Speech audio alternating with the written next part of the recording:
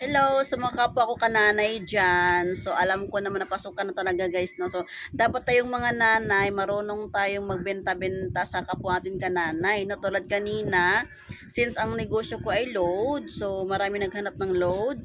So, niludan ko sa kumita ako. Nagdala din po ako ng perfume guys. So, nakabenta po ako ng perfume sa mga kapwa ko kananay. At bukas, magdala rin ako ng bra.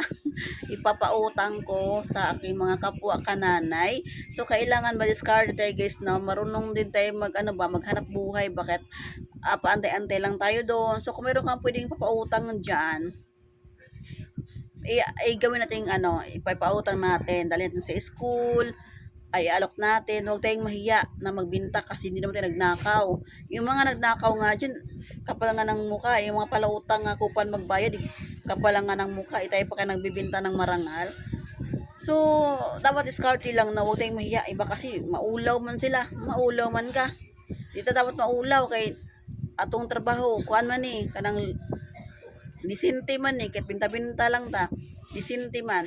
So, bukas, magdala ako ng bra. Itong bra, dalhin ko bukas guys, pakita ko sa inyo. So, itong mga brown to, seamless bra to guys. Ayan. So, ito yung dalhin ko bukas sa school. Ayan.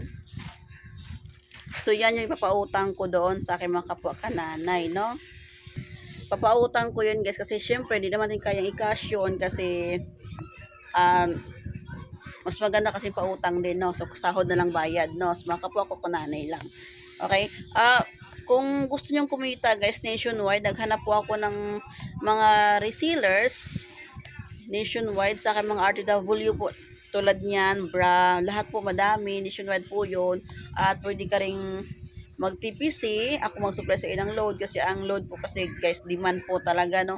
Kahit saan pwede kang makabenta ng load. So, kung ikaw, nanay, or tatay, or ate kuya, madiskarte ka, naghanap ka ng mga RTW, mga items na kung ano-ano lang pwede ibenta guys, basta marangal, legal. Huwag lang yung illegal. Pass tayo doon.